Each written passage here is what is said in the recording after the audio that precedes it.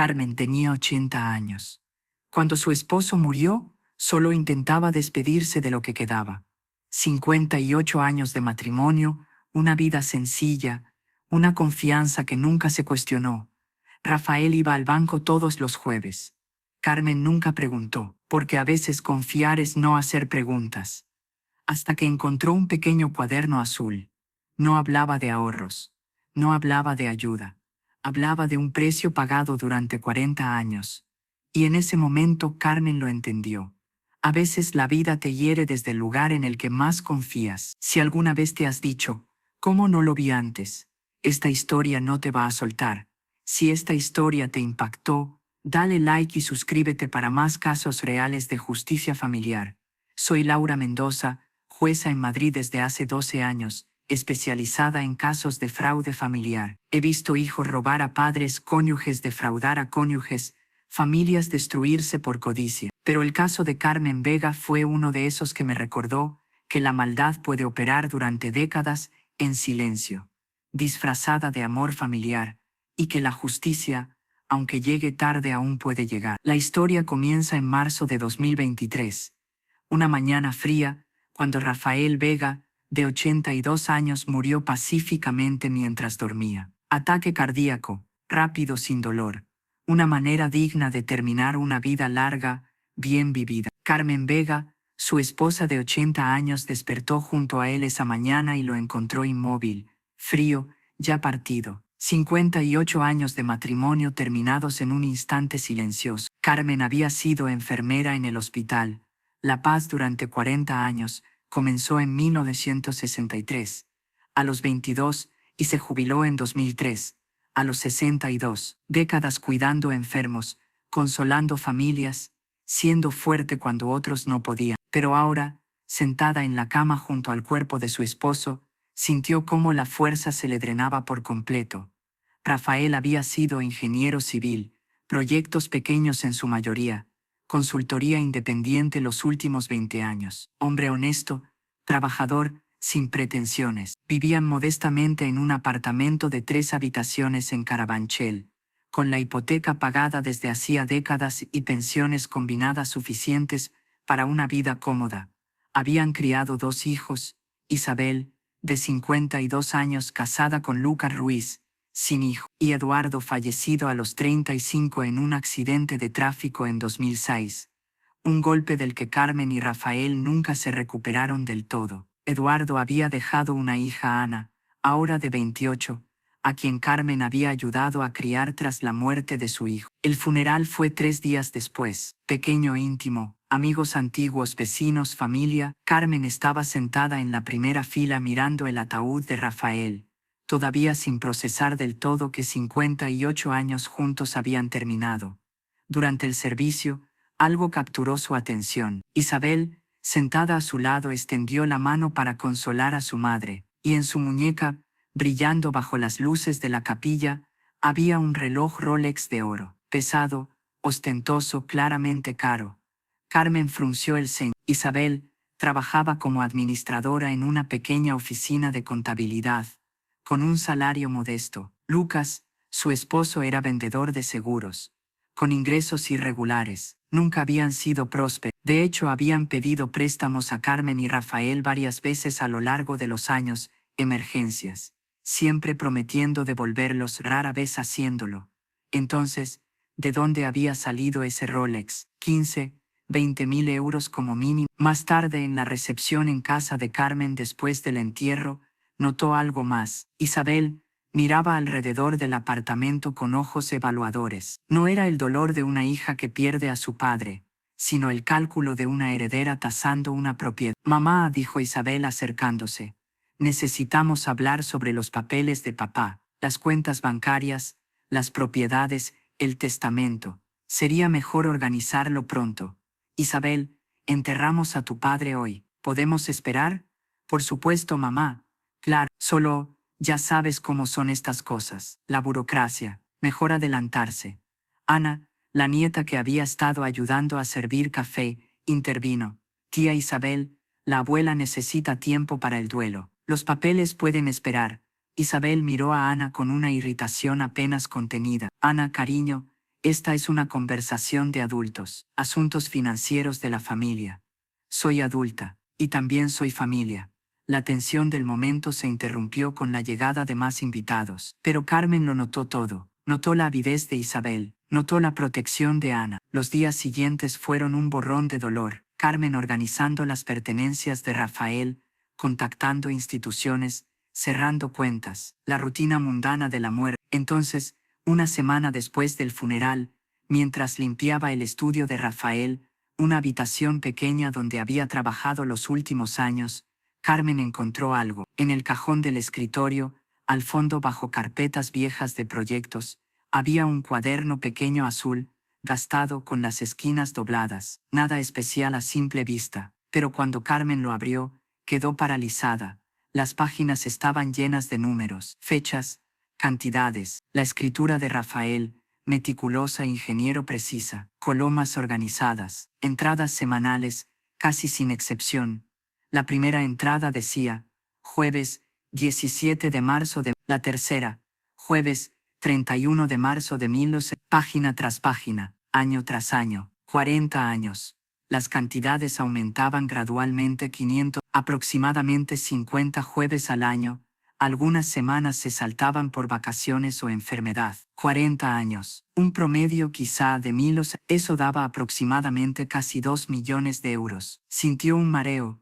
2 millones. ¿De dónde? ¿Para qué? Rafael nunca había mencionado esto. Nunca había explicado esos retiros semanales enormes. Y si había estado sacando tanto dinero durante décadas, ¿a dónde había ido? Carmen revisó cuidadosamente las finanzas familiares en los días siguientes. La cuenta corriente conjunta mostraba un saldo modesto 30.000 euros. La cuenta de ahorros, 50.000. Las pensiones de Rafael se depositaban mensualmente, 2.500 euros. La suya propia, 1.800.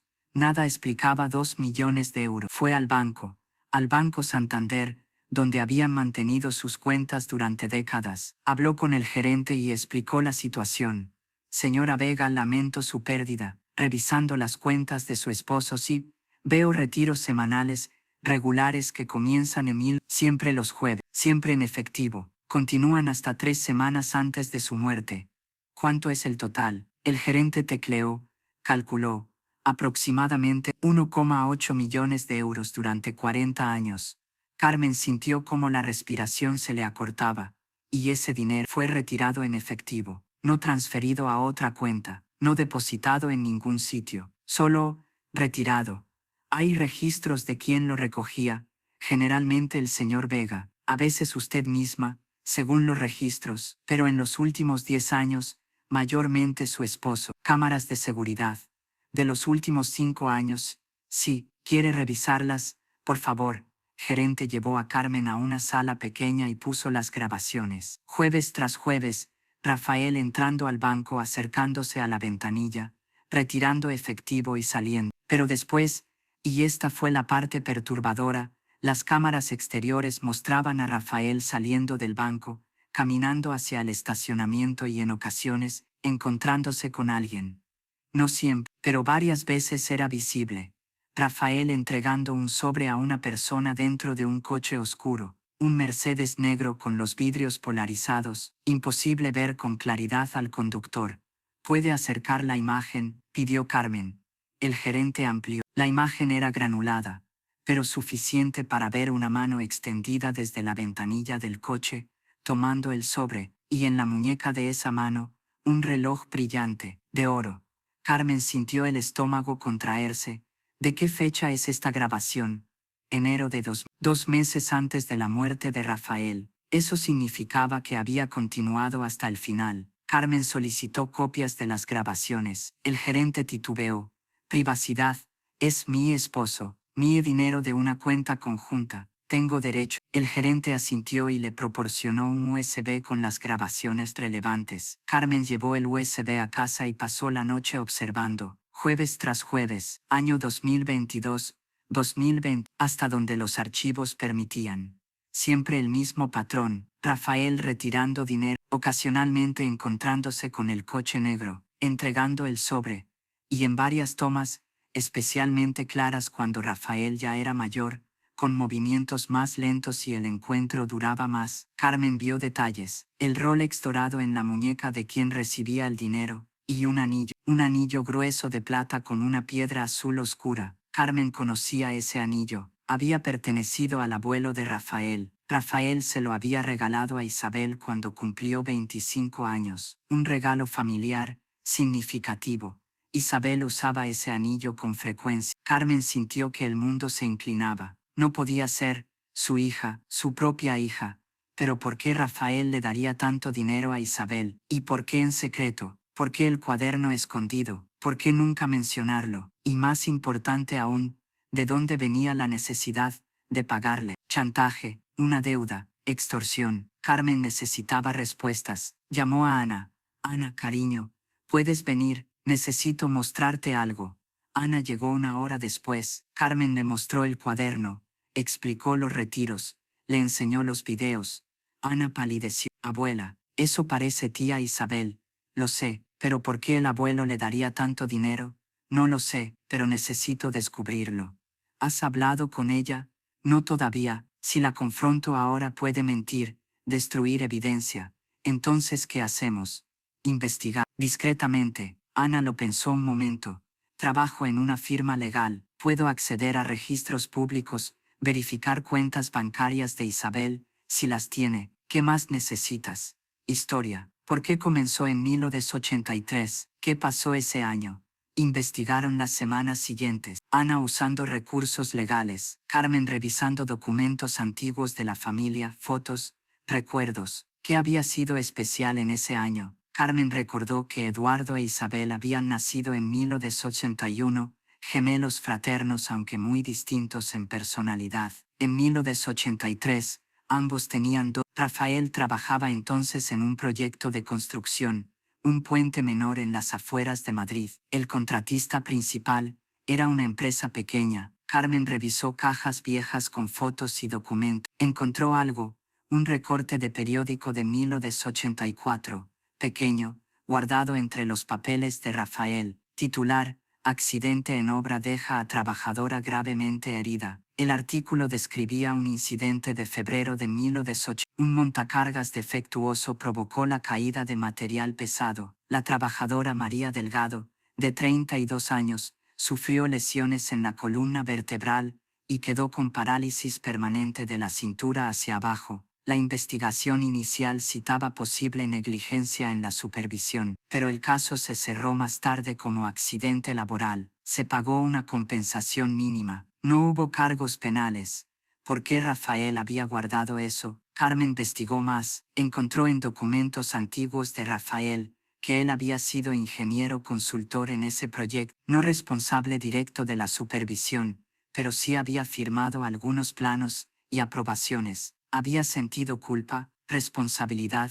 ¿Y qué tenía eso que ver con Isabel? Ana profundizó en los registros públicos y encontró algo inquietante. Isabel había trabajado ese verano de 1983, con 12 años como ayudante administrativa en una oficina relacionada con la construcción. Trabajo menor, archivar papeles, contestar teléfono. En aquella época era permitido. Conexión. Cuanto más investigaban, más preguntas surgían. Entonces Ana encontró algo crucial. Isabel tenía múltiples cuentas bancarias, en 3 bancos distintos. Los totales combinados sumaban aproximadamente 1,5 millones de euros. ¿De dónde sacó tanto dinero?, preguntó Carmen. No lo sé. Sus declaraciones de impuestos muestran ingresos modestos, unos 30.000 al año. Esto no cuadra, a menos que el dinero viniera de una fuente no declarada, como el abuelo. Carmen sintió crecer la rabia. Necesito confrontarla. Abuela, espera. Si robó esto, confrontarla solo hará que oculte más evidencia. Necesitamos un plan. ¿Qué sugieres? Hablar con un abogado, informar a la policía. Dejar que el sistema se encargue. Carmen dudó. Isabel seguía siendo su hija. A pesar de la evidencia, a pesar de la traición, el amor maternal no moría fácilmente. Dame unos días más, dijo Carmen. Quiero entenderlo todo antes de actuar. Ana asintió, a regañadientes. Pero abuela, ten cuidado. Si Isabel hizo lo que sospechamos, robarle al abuelo durante 40 años, es peligrosa. No sabes de qué más es capaz. La advertencia resultó profética. La semana siguiente, Carmen recibió una carta de un abogado, el remitente, Isabel Vega. El contenido fue devastador. Isabel solicitaba la declaración de incompetencia mental de Carmen. Alegaba que su madre de 80 años, recién viuda, mostraba signos de demencia, confusión, incapacidad para manejar sus finanzas. Pedía tutela legal y control completo de los bienes de Carmen. Carmen leyó la carta 3 veces. La incredulidad se transformó en furia. Isabel estaba intentando quitárselo todo. No le bastó con robarle a Rafael durante décadas. Ahora quería incapacitar legalmente a su propia madre y quedarse con la herencia completa. Pero Isabel había cometido un error. Subestimó a Carmen. Carmen no era una anciana confundida, era una mujer que había pasado 40 años navegando la burocracia hospitalaria, documentando todo con precisión, siendo organizada y meticulosa. Y ahora, insultada de ese modo, tomó una decisión. No más investigación silenciosa, no más dudas maternales. Era tiempo de guerra. Llamó a Ana. Necesito al mejor abogado de Madrid. Y necesito una cita con la policía. Isabel quiere jugar sucio. Jugaremos sucio. ¿Qué pasó? Carmen le explicó la carta. Dios mío, respiró Ana. Es peor de lo que pensábamos. Mucho peor, y voy a destruirla. No era una amenaza vacía. Era la promesa de una mujer de 80 años que había sobrevivido décadas en la medicina. La pérdida de un hijo y ahora la muerte de su esposo. Una mujer que acababa de descubrir que su hija era un monstruo, y los monstruos, Carmen lo sabía por el hospital, debían ser neutralizados. Carmen contrató a la mejor abogada que podía pagar, Elena Cortés, de 50 años, especializada en fraude familiar y abuso de personas mayores. Tenía fama de implacable, exactamente lo que Carmen necesitaba. La primera reunión fue en abril de 2023, en la oficina de Elena, en el centro de Madrid. Carmen llevó todo: el cuaderno azul, las grabaciones bancarias en el USB, los documentos antiguos de Rafael, el recorte de periódico de 1984, los estados de cuenta de Isabel que Ana había conseguido y la carta solicitando la incompetencia. Elena revisó todo durante 2 horas, sin prisa. Al final, miró a Carmen directamente. Señora Vega, este caso es extraordinario. Si la evidencia se sostiene y parece sólida, su hija cometió un fraude masivo durante décadas. Pero antes de proceder legalmente, necesitamos entender por qué. ¿Por qué Rafael pagaba voluntariamente, bajo coacción? Esa distinción legal es crucial. No sé por qué, por eso necesito ayuda. Bien, primer paso, denunciarlo ante la policía. Un inspector especializado en crimen económico puede investigar las cuentas de Isabel, rastrear transacciones y buscar evidencia adicional a la que nosotros no podemos acceder legalmente. Segundo, responder de inmediato a la petición de incompetencia con una evaluación psicológica que demuestre que usted es plenamente competente. Tercero, solicitar una orden para congelar los activos de Isabel mientras dure la investigación. ¿Cuánto tiempo tomará? Meses como mínimo, posiblemente un año. Pero Carmen debe prepararse. Esto destruirá la relación con su hija de forma permanente. ¿Está segura? Carmen no dudó. La destruyó ella cuando robó a su padre durante 40 años. Yo solo voy a terminar el trabajo.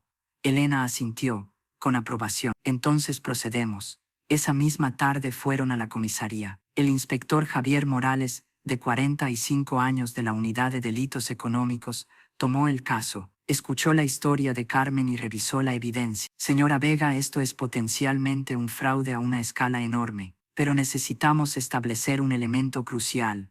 ¿El señor Rafael era una víctima o un participante voluntario? Si pagaba voluntariamente, quizá ayudando a su hija, entonces no hay crimen. Si pagaba bajo chantaje, extorsión o amenazas, entonces sí lo hay. ¿Y cómo se determina eso? Con investigación. Primero rastrearemos el dinero, a dónde fue después de que Isabel lo recibió. Segundo, buscaremos comunicaciones, cartas, correos, mensajes, entre Rafael e Isabel, donde se hablen de los pagos. Tercero, entrevistaremos a personas cercanas. ¿Alguien sabía algo? Y cuarto, revisaremos el incidente de 1984 para ver si existe una conexión real o solo coincidencia. ¿Puedo ayudar en algo? De manera informal, sí. Oficialmente prefiero manejar solo la evidencia que usted nos proporcione. Pero si encuentra algo más, documentos en la casa de Rafael, comunicaciones antiguas, tráigamelo. Carmen pasó las semanas siguientes buscando de forma obsesiva cada cajón del apartamento de Rafael, cada caja archivada en el sótano, cada carpeta vieja, y entonces encontró algo. Escondido detrás del armario del estudio de Rafael, dentro de una caja etiquetada Proyectos 1980, había un sobre manila sellado cubierto de polvo. Dentro había cartas, 5 cartas escritas a mano, con fechas distintas distribuidas entre. El papel estaba amarillado, la tinta comenzaba a desvanecerse. La primera carta, fechada en agosto de 1983, decía: Rafael, sabemos lo que pasó en la obra Delgado, sabemos tu papel aprobando equipo defectuoso, sabemos que tu hija Isabel vio documentos y puede testificar. Si no quieres escándalo, prisión y ruina para tu familia, paga 2.000 pesetas semanales, instrucciones seguirán. Las manos de Carmen temblaron al leer. Chantaje, explícito, claro. La segunda carta, de marzo de 1985, tenía un tono más amenazante. Rafael, los pagos han continuado bien pero son insuficientes. La cantidad debe aumentar. Inflación, riesgos también crecen. 5.000 pesetas semanales ahora. O María Delgado sabrá quién es realmente culpable. Y la prensa, y la fiscalía. La tercera carta, de 1987, era aún más dura.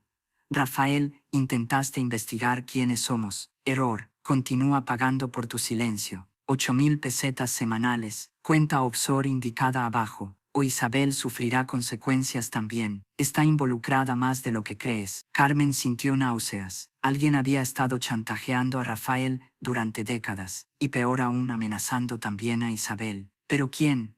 La cuarta carta, de 1990, decía: Rafael, apreciamos tu cooperación continua. Para facilitar, los pagos ahora pueden hacerse en efectivo cada jueves en el banco. Una persona te contactará. No intentes seguir fotografiar ni nada, simplemente paga. La quinta y última carta, del año 2000, concluía: Rafael, 20 años de tu lealtad son apreciados. Continúa así. La cantidad ahora es de 50.000 pesetas semanales, ajustada por inflación. El silencio es oro, literalmente. Carmen llevó las cartas a Elena y al inspector Morales de inmediato. Esto es evidencia clara de chantaje, dijo Elena. La pregunta es, ¿quién las envió? Morales examinó el papel, la tinta, la escritura.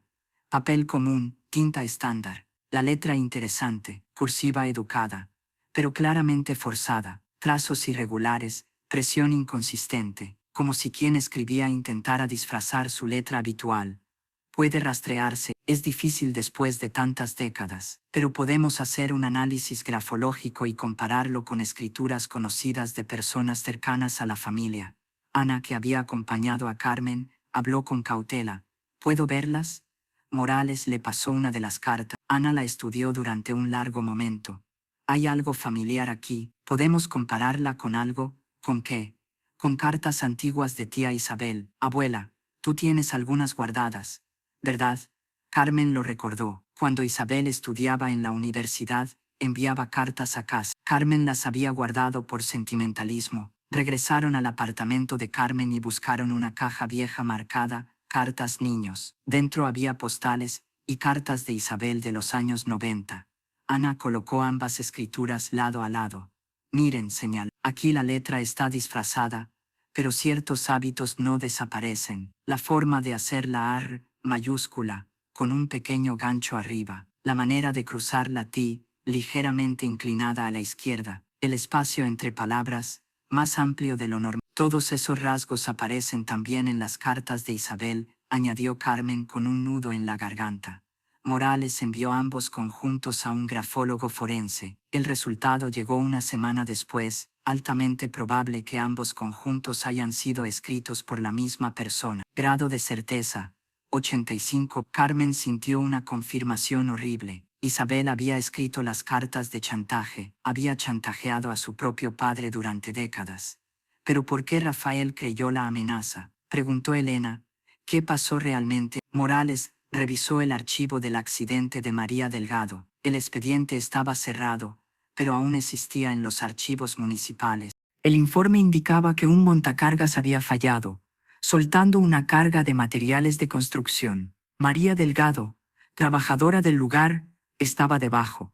Sufrió lesiones severas en la columna vertebral y quedó con parálisis permanente. La investigación inicial citó posible negligencia, equipo antiguo, mantenimiento deficiente, supervisión inadecuada. Rafael Vega, ingeniero consultor del proyecto, había firmado aprobaciones del equipo 6 meses antes del accidente, lo que lo colocaba en una posición de responsabilidad potencial. Sin embargo, la investigación también concluyó que el montacargas había pasado inspecciones recientes. El fallo fue considerado impredecible. No se probó negligencia criminal. El contratista principal pagó una compensación mínima, y el caso se cerró. Legalmente Rafael no era culpable, resumió Elena, pero pudo haber sentido culpa moral y la amenaza de reabrir el caso, exponerlo públicamente y destruir su reputación, habría sido una forma de coerción muy efectiva. ¿Y qué papel jugaba Isabel?, preguntó Carmen. Tenía 12 años en 1983, 13 cuando ocurrió el accidente.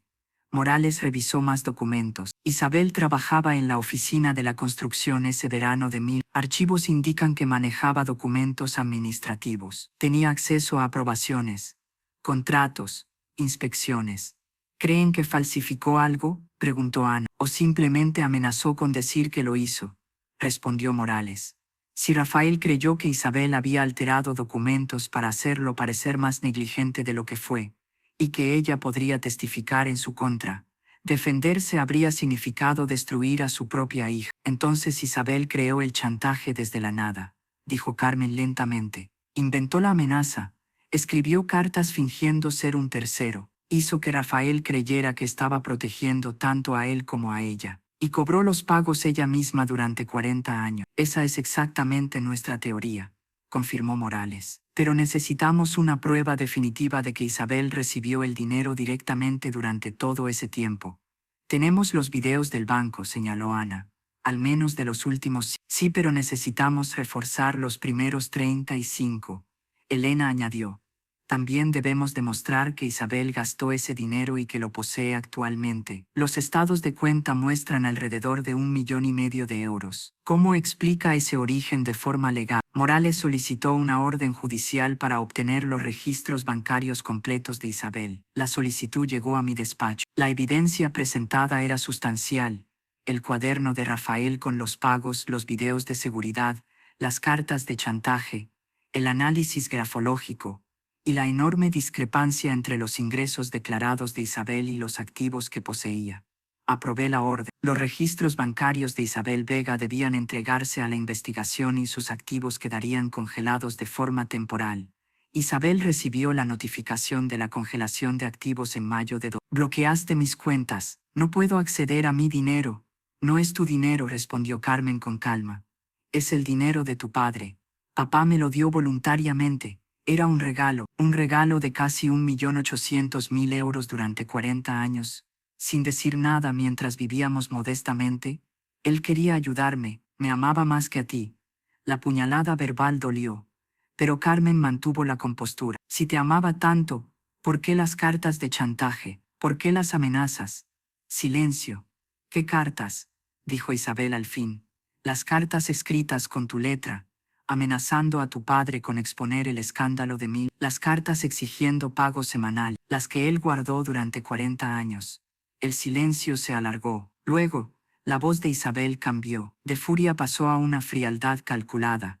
No sé de qué hablas. Papá estaba confundido en sus últimos años. Demencia temprana. Escribía cosas sin sentido. Y tú, mamá, con 80 años, también estás confundida. Por eso pedí la declaración de incompetencia. Por tu bien. No tengo demencia, Isabel. Tengo claridad perfecta, y lo demostraré en el juzgado. Buena suerte. Mi abogado es mejor que el tuyo, y cuando obtenga la tutela tomaré cada euro que dejaste, como compensación por los años cuidándote. Nunca me cuidaste, porque nunca lo necesitaste. Siempre tan fuerte, tan perfecta, Carmen, la enfermera heroica. Pero ahora eres una anciana débil, y los ancianos débiles necesitan tutela. Colgó.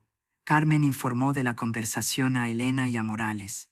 Está preparando su defensa, analizó Elena. Demencia de Rafael, tu supuesta incompetencia, y la idea de un regalo familiar legítimo. Intentará que todo parezca inocente. Y la evidencia, Es fuerte, sobre todo las cartas, pero necesitamos un testigo que confirme que Rafael estaba siendo chantajeado, no actuando por voluntad propia. Algún amigo cercano, alguien en quien confiara. Carmen pensó unos segundos. Vicente, dijo de pronto. Vicente Ruiz, su mejor amigo, ingeniero también, jubilado, vive en Salamanca. Hablaban con frecuencia, hasta la muerte de Rafael, llamadas semanales. Necesitamos hablar con él. Carmen llamó a Vicente y le explicó la situación. Vicente, de 83 años, quedó en silencio unos segundos. Carmen, Rafael me dijo algo hace muchos años, creo que en los 90. Estaba bebiendo algo raro en él, y dijo que se sentía atrapado, pagando por un error del pasado, protegiendo a su familia. No dio detalles, pensé que era culpa general, pero ahora, mencionó a Isabel, dijo protegiendo a mis hijos. En plural, yo pensé que hablaba también de Eduardo, pero Eduardo murió en 2006, y los pagos continuaron, así que debía ser Isabel. ¿Testificarías? Por Rafael. Si su hija lo chantajeó, eso es una monstruosidad, testificaré. Morales encontró además otra pieza clave. Al rastrear transacciones de Isabel, descubrió pagos regulares durante los últimos 15 años a una empresa llamada Consultoría Delgado S.L. Delgado, repitió Carmen, como María Delgado. Es posible, estamos investigando. Consultoría Delgado S.L. resultó ser una empresa pantalla, registrada con cuenta bancaria, pero sin actividad real. La propietaria nominal era Isabel Vega. Lavado de dinero, identificó Elena. Isabel emitía facturas falsas por consultoría, pagaba a su propia empresa, y luego transfería el dinero a cuentas personales. Así simulaba ingresos legítimos, y ocultaba el origen real. ¿Y el nombre Delgado?, preguntó Ana. Morales confirmó que María Delgado, la víctima del accidente de 1984, había muerto en 2010 por complicaciones médicas derivadas de su parálisis. No dejó herederos cercanos. Probablemente Isabel usó el nombre como una burla privada, dijo Morales. Una ironía cruel. En junio de 2023, Morales presentó el caso a la Fiscalía. Los cargos propuestos contra Isabel fueron extorsión continuada 1983, fraude y apropiación indebida, lavado de dinero, evasión fiscal, falsificación de documentos. La fiscal aceptó el caso. La orden de arresto se emitió en julio de 2023. Isabel fue detenida, se le leyeron los cargos, se fijó una fianza de 100.000 euros, que no pudo pagar debido a la congelación de sus activos. Permaneció bajo custodia 3 días hasta que Lucas, su esposo, vendió una propiedad personal para cubrir la fianza. Al salir de la comisaría, Isabel vio a Carmen y a Ana esperándola. Miró a su madre con odio puro. «Destruiste mi vida, tú destruiste la tuya», respondió Carmen, «robándole a tu padre durante 40 años. Era mi dinero, él me debía por años de sacrificio. Nunca lo cuidaste, él te cuidó a ti, y tú lo chantajeaste hasta su muerte». «Pruébalo», gritó Isabel, «prueba que fui yo. Las cartas podrían ser de cualquiera. Los videos son borrosos, no tienes nada».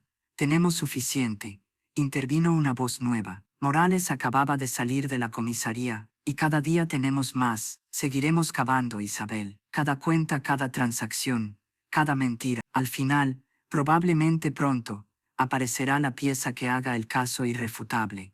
Mi abogado, tu abogado puede preparar la defensa, pero la evidencia es la evidencia, y tú has dejado 40 años de ella». Isabel se marchó con Luke. Carmen los observó alejarse, sintiendo una mezcla imposible de emociones: la tristeza por una hija perdida, la furia por la traición, y una calma extraña al saber que la justicia se acercaba. Ana tocó el brazo de su abuela. «¿Cómo te sientes?» «Vacía», admitió Carmen. «Crías a una hija, la amas incondicionalmente, y luego descubres que es un monstruo. ¿En qué fallé?» «No fallaste, abuela. Isabel eligió su camino. Tú hiciste todo bien. ¿Pero por qué? ¿Por qué haría algo así?» La pregunta quedó suspendida, y la respuesta llegaría de una fuente inesperada. En agosto de 2023, Lucas solicitó una reunión privada con Elena. Sin Isabel presente, llegó a la oficina con aspecto derrotado. Había perdido peso, tenía los ojos hundidos, el espíritu roto. «Necesito hablar», dijo. «No puedo más. Mi matrimonio es una mentira. Mi vida es una mentira. Isabel es un monstruo. Elena grabó la conversación con su consentimiento. ¿A qué se refiere? Nos casamos en 2001. 22 años juntos. Creí que la conocía. Pero después del arresto empecé a buscar documentos escondidos, correos antiguos, registros, y encontré todo. ¿Todo qué? El plan completo. Isabel empezó el chantaje en 1983, con 12 años. Escribió la primera carta después de ayudar en la oficina de la construcción y ver los documentos de su padre. Inventó por completo al chantajista externo. No había nadie más. Solo ella. ¿Por qué? Dinero. Poder. Control. Isabel lo explicó 11 años atrás, antes incluso de conocernos. Lo escribió en un diario. Lo encontré. Describe el plan con frialdad.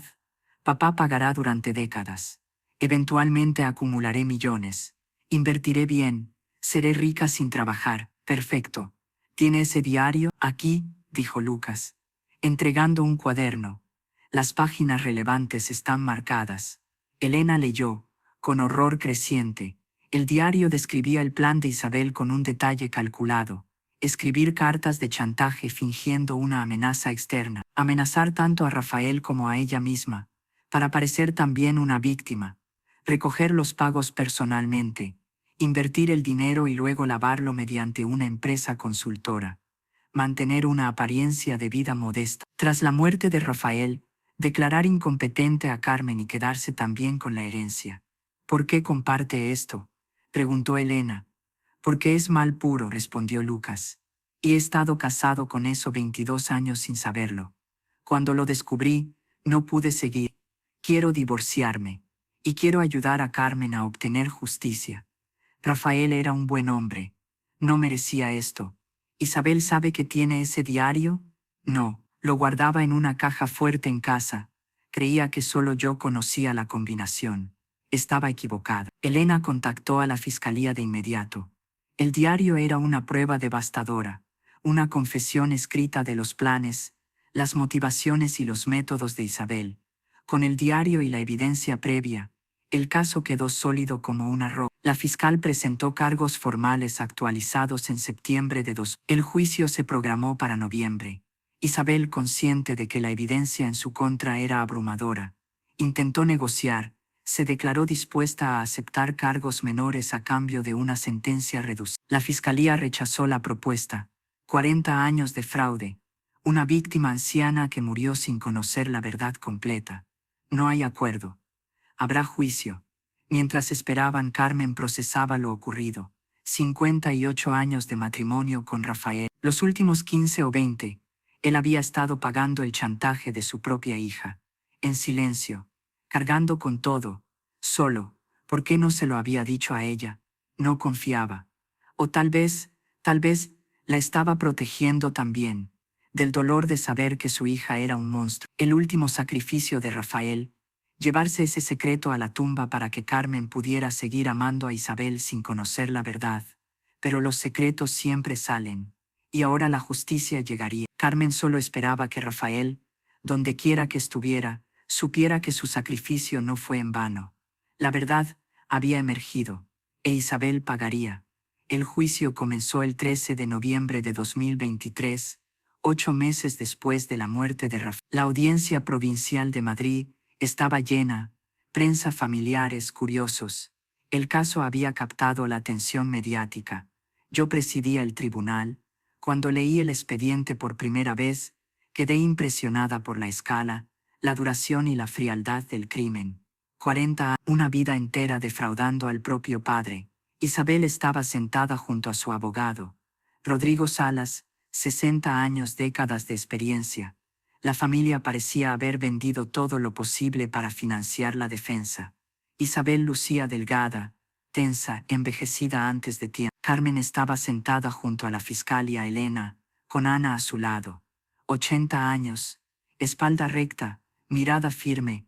Una mujer que había sobrevivido décadas en medicina de emergencia no se intimidaba ante una sala de tribunal. El jurado estaba compuesto por 12 personas, 6 mujeres y 6 hombres, de edades entre 30 y 70 años. La selección había sido cuidadosa. La fiscalía descartó a quienes minimizaban el fraude familiar. La defensa descartó a quienes parecían demasiado cercanos a la edad de Abrí la sesión. Estado contra Isabel Vega Martínez. La acusada enfrenta cargos de extorsión continuada durante 40 años, fraude, lavado de dinero y evasión fiscal. ¿Fiscalía lista? Sí, su señoría. ¿Defensa lista? Sí, su señoría. Proceda, fiscal, su declaración de apertura. La fiscal se levantó. Damas y caballeros del jurado, durante los próximos días escucharán una historia de maldad calculada. Isabel Vega, con solo 12 años en 1983, ideó un esquema de chantaje contra su propio. Escribió cartas fingiendo una amenaza externa. Exigió pagos semanales durante décadas. Acumuló casi 2 millones de euros.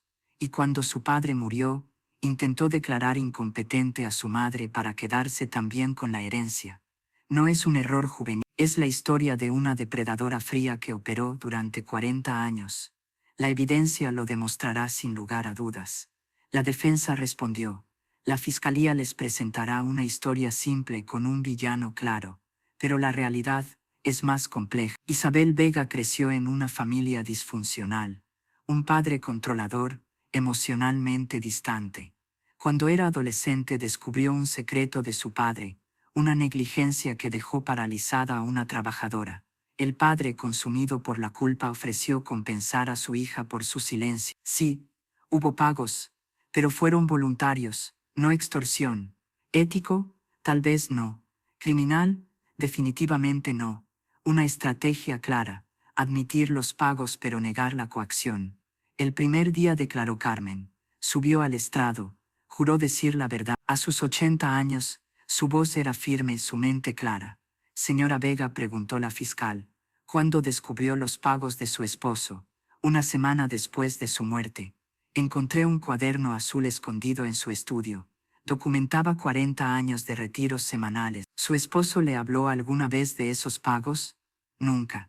Vivíamos modestamente. Jamás sospeché que había entregado millones. ¿Qué sintió al descubrirlo? Primero confusión, luego horror, cuando la evidencia apuntó a mi hija. ¿Por qué dice que apuntó a su hija? Las cámaras del banco mostraban a Rafael entregando el dinero a una persona con un Rolex de oro, el mismo que Isabel llevaba el día del funeral, y un anillo familiar que reconocí. ¿Confrontó a su hija? No de inmediato. Investigamos primero. Encontramos cartas de chantaje escritas con su letra, cuentas ocultas, una empresa fantasma. Entonces lo denuncié. ¿Cómo se siente ahora respecto a su hija? Carmen guardó silencio unos segundos. Dolor, traición, pero también claridad. Isabel eligió robar a su padre durante 40 años. Eso define quién es, y no puedo proteger eso. Rafael merece justicia aunque sea póstuma. El contrainterrogatorio fue cuidadoso. Señora Vega, ¿ha sido evaluada médicamente? Sí, evaluación psicológica completa en abril. Cognición perfecta. Sin demencia. El duelo no puede afectar su juicio. El dolor es real. La evidencia no depende de mis emociones. ¿Es posible que su esposo diera el dinero voluntariamente? Las cartas dicen paga o habrá consecuencias.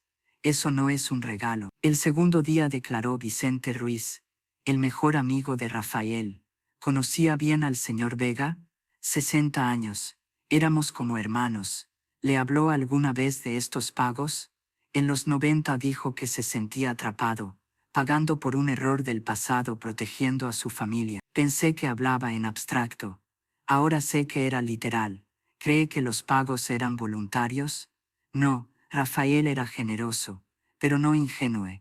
Eso era una carga, no una ayuda. El tercer día fue el turno de Lucas. Cuando descubrió las actividades de su esposa, después de su arresto, encontré un diario donde detallaba todo el plan. La fiscal leyó un fragmento. Mayo de 1994. El plan funciona perfectamente. Papá paga sin falta. He acumulado ya 200.000 euros. En 20 años seré millonaria sin trabajar. Genial. El silencio en la sala fue absoluto. Agosto de 1936. Papá intentó investigar quién chantajeaba. Envió otra carta, más dura. Retrocedió de inmediato. Control completo. Marzo de 2000. Lucas y yo nos casamos. No sabe nada sobre mis ingresos reales. Cree que vivimos solo de nuestros salarios. Perfecto. El secreto mantiene el poder. La sala permanecía en silencio absoluto, mientras se leían esas líneas. El jurado miraba a Isabel con un disgusto cada vez más evidente. Lucas continuó. Cuando leí esto entendí que todo mi matrimonio había sido una mentira. Isabel ocultó millones, una vida secreta completa. Me sentí traicionado por completo. ¿Por qué testifica contra su esposa?, preguntó la fiscal. Porque es lo correcto. Rafael era un buen hombre. No merecía esto. Y Carmen merece justicia. El contrainterrogatorio de Salas fue agresivo. Señor Ruiz, usted está en proceso de divorcio, ¿correcto? Sí. No tiene entonces una motivación vengativa. Tengo una motivación de honestidad. Isabel cometió un fraude masivo. Eso es un hecho independientemente de mi estado civil. Le beneficia que Isabel sea condenada. Evita compartir activos en el divorcio. Los activos son robados. No quiero nada de eso. Muy conveniente decirlo ahora. Es la verdad. El cuarto día se dedicó a la evidencia forense. El experto en grafología comparó las cartas de chantaje con la escritura conocida de Isabel. Existen similitudes estructurales significativas. La probabilidad de que la misma persona haya escrito ambos textos es del 85%. El perito financiero rastreó el dinero. Los retiros en efectivo de Rafael están documentados durante 40 años. Los depósitos en las cuentas de Isabel aparecen de forma correlativa semanas después. El patrón es demasiado consistente para ser casual. El analista en lavado de dinero explicó el papel de Consultoría Delgado. Es una empresa fantasma, sin empleados, sin oficinas, sin actividad real. Solo facturación falsa para dar apariencia de ingresos legítimos. Un esquema clásico de lavado. El inspector Morales presentó los videos de seguridad del banco. Tenemos 20 grabaciones distintas, entre 2018 y 2023, donde se observa a Rafael Vega entregando sobres a una persona en un Mercedes negro. Las ampliaciones muestran un Rolex de oro en la muñeca del receptor y un anillo familiar característico. La fiscal proyectó una imagen comparativa al video junto a una fotografía de Isabel usando el mismo reloj y el mismo anillo. La coincidencia es exacta. El quinto día Isabel decidió testificar en su propia defensa. Fue una decisión arriesgada. Su abogado creyó que podría humanizarse ante el jurado. Se equivocó. Señorita Vega, comenzó Salas, ¿puede describir su relación con su padre? Difícil, respondió Isabel. Papá era distante, frío, siempre criticaba. Nunca era suficiente. Cuando supo del accidente de 1984, trabajaba en la oficina de la construcción. Cuando ocurrió el accidente entendí que él era parcialmente responsable. ¿Qué hizo con esa información? Nada al principio. Era una niña. Luego, ya adulta, papá se me acercó. Dijo que sentía culpa y quería compensarme por mi silencio. Él ofreció los pagos. Usted no los exigió. No. Fueron voluntarios. ¿Y las cartas de chantaje? No las escribí. Era otra persona. Nunca supe quién. Papá recibía amenazas y me mostraba las cartas. Yo solo recogía el dinero por él, porque tenía miedo. La historia era endeble, las contradicciones eran evidentes. El contrainterrogatorio fue implacable. Señorita Vega, si los pagos eran voluntarios, ¿por qué las cartas dicen paga o habrá consecuencias? No las escribí. El análisis grafológico indica un 85% de probabilidad de que ese experto se equivoca. Y el diario encontrado por su esposo donde describe el plan con detalle es falso. Lucas lo inventó por venganza. ¿Falsificó un cuaderno entero con su letra? ¿Contrató a alguien? No sé. ¿Consultoría Delgado SL es su empresa? Sí. ¿Un negocio legítimo? ¿Sin empleados ni clientes? Consultoría virtual. ¿Facturando cantidades idénticas a los pagos de su padre? ¿Coincidencia? ¿Y los videos donde se la ve recibiendo sobres de su padre? Me confunden con otra persona. ¿Con el mismo Rolex y el mismo anillo familiar? Mucha gente tiene Rolex. La fiscal hizo una pausa, dejó que el silencio pesara. Una pregunta simple. Si era un regalo amoroso, ¿por qué ocultarlo a su madre durante 40 años? ¿Por qué su padre guardó cartas de chantaje? ¿Por qué documentó cada pago como una carga? ¿Por qué tanto secreto? Isabel perdió la compostura. Era mi dinero. Él me lo debía por el accidente, por su culpa. El silencio fue total. Había dicho demasiado. No hay más preguntas, dijo la fiscal. El sexto día llegaron los alegatos finales. La fiscal: han visto una evidencia abrumadora. 40 años de fraude documentado. Cartas de chantaje. Un diario confesando el plan. Videos, cuentas ocultas, lavado de dinero. Isabel Vega es culpable de cada cargo. La defensa fue débil. La duda razonable no existía. Instruí al jurado. Deliberaron 6 horas. ¿Han alcanzado un veredicto? Sí, su señoría. Extorsión continuada, culpable. Fraude, culpable. Lavado de dinero, culpable. Evasión fiscal, culpable. Isabel hundió la cabeza. Carmen no reaccionó, solo asintió, en silencio. 2 semanas después dicté sentencia. Isabel Vega Martínez, considerando los agravantes y la ausencia de atenuantes, la condeno a un total de 18 años de prisión. Ordeno la restitución íntegra de 1,8 millones de euros a la herencia de Rafael Vega, la prohibición de contacto con Carmen Vega y una multa adicional por evasión fiscal. Isabel fue retirada esposada. Miró a su madre una última vez. No había odio, solo vacío. A la salida Carmen habló brevemente con la prensa. Esto no es venganza. Es justicia para un hombre que sufrió en silencio durante 40 años. Y un mensaje claro: el abuso y el fraude familiar no quedarán impunes. ¿Perdona a su hija? Carmen tardó en responder. Quizás algún día. Hoy, no. Hoy solo siento alivio. Luego se marchó, apoyada en Ana. Había ganado una batalla devastadora contra su propia hija. Y aunque nada devolvería los años robados a Rafael, la verdad había salido a la luz. Y eso, al final, tendría que ser suficiente. 3 meses después de la sentencia, en marzo de 2024, visité a Carmen como seguimiento judicial. Técnicamente no era necesario. El caso estaba cerrado, la condena ejecutada, pero quise ver cómo continuaba la vida después de una tormenta así. Carmen se había mudado a un apartamento más pequeño, lejos de Carabanchel, donde había vivido con Rafael durante 58 años. Demasiados recuerdos, demasiados fantasmas. Ahora vivía en Malasaña, un estudio luminoso, moderno, completamente distinto. El cambio en Carmen también era evidente. 3 meses antes, durante el juicio, se la veía tensa, cargada, envejecida por la batalla. Ahora, con 81 años, lucía liberada, el cabello blanco corto con un estilo nuevo, ropa colorida, una sonrisa que le llegaba a los ojos. Jueza Laura me saludó con calidez. Gracias por venir. ¿Un café? Por favor, ¿cómo estás? Mejor cada día. La terapia ayuda. Psicóloga especializada en duelo y trauma familiar. Las primeras sesiones fueron brutales. Lloré más que en 40 años de enfermería. Pero fue sanador. ¿Qué estás procesando sobre todo? Una pérdida doble. Rafael, obviamente. 58 años de esposo, pero también Isabel, la hija que creí conocer, resultó ser una ficción. La Isabel real, la chantajista fría, manipuladora, nunca la conocí en realidad. Así que lloro a ambos, al esposo que murió y a la hija que nunca existió como yo pensaba. ¿Has tenido contacto con Isabel desde la sentencia?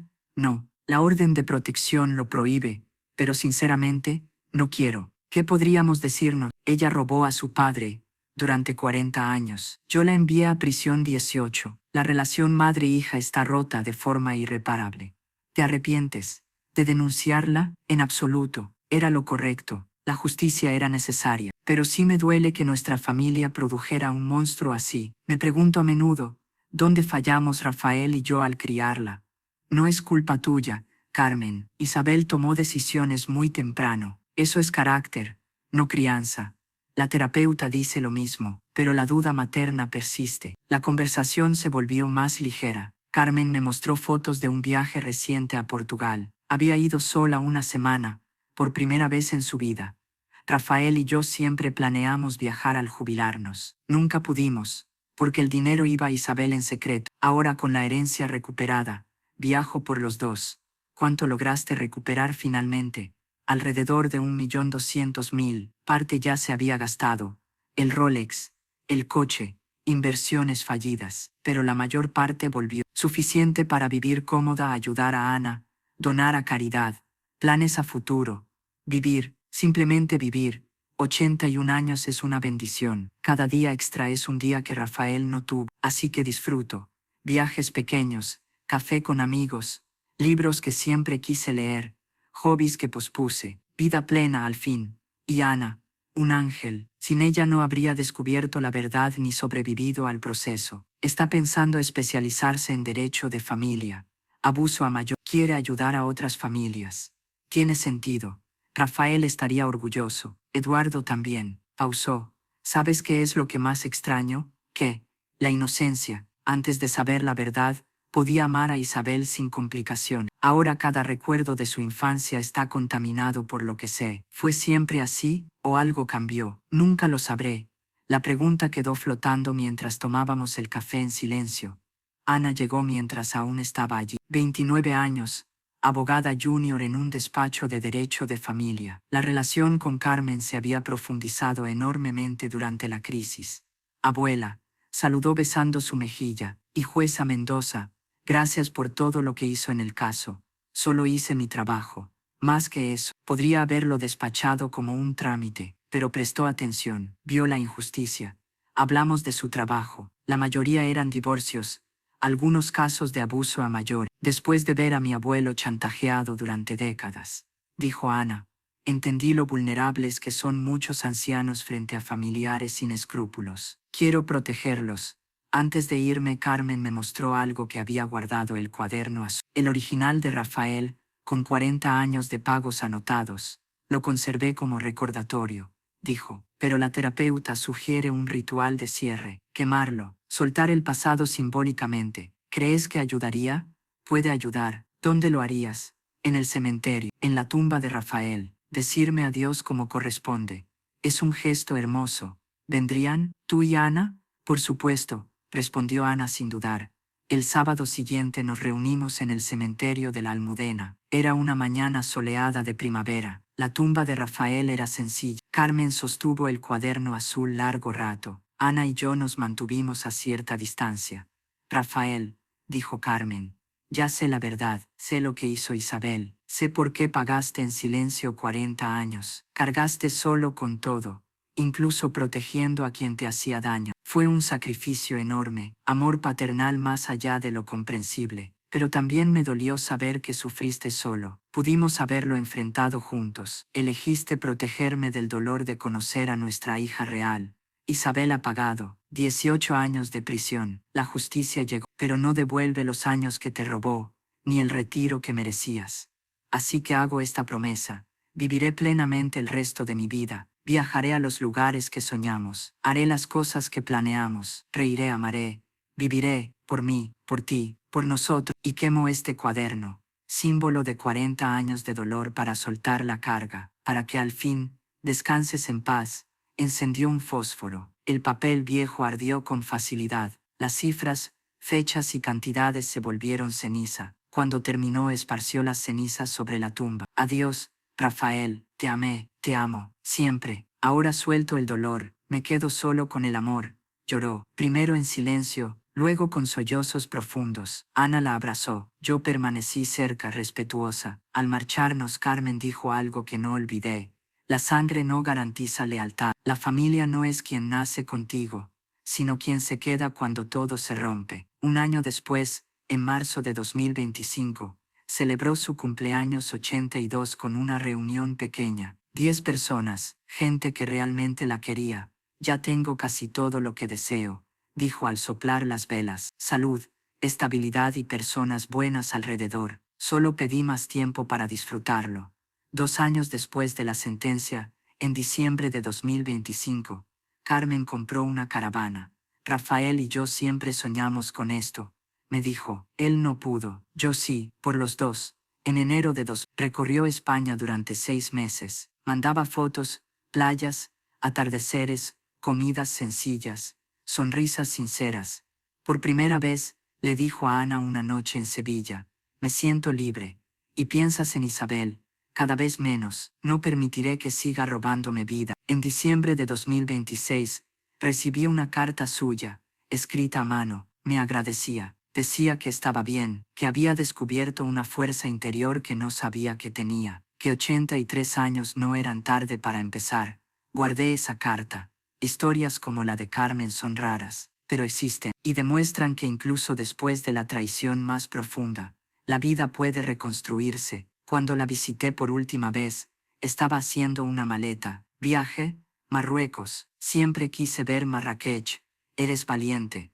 No, sonrió. Por fin estoy vivo. Hablamos durante horas, de los viajes de Carmen, de sus planes, del trabajo de Ana, de algunos de mis casos. La conversación fluyó fácil, cómoda como entre amigas de muchos años, no como entre una jueza y una mujer cuya vida había pasado por un juicio devastador. Antes de irme le hice una última pregunta. Carmen, ¿algún arrepentimiento? Lo pensó con seriedad. Sí, arrepiento no haber actuado antes. Si hubiera investigado cuando surgieron las primeras sospechas, cuando Rafael aún vivía, cuando Isabel empezaba a comportarse de forma extraña, quizá habría descubierto la verdad años antes. Rafael habría vivido sus últimos años libre de esa carga, pero entonces no lo sabía. Exacto, y el arrepentimiento en el fondo no sirve. El pasado no cambia, así que prefiero decir que aprendí una lección, confiar en los instintos, investigar las sospechas, no asumir que la familia garantiza lealtad automática. ¿Y qué consejo darías a otros ancianos en situaciones similares?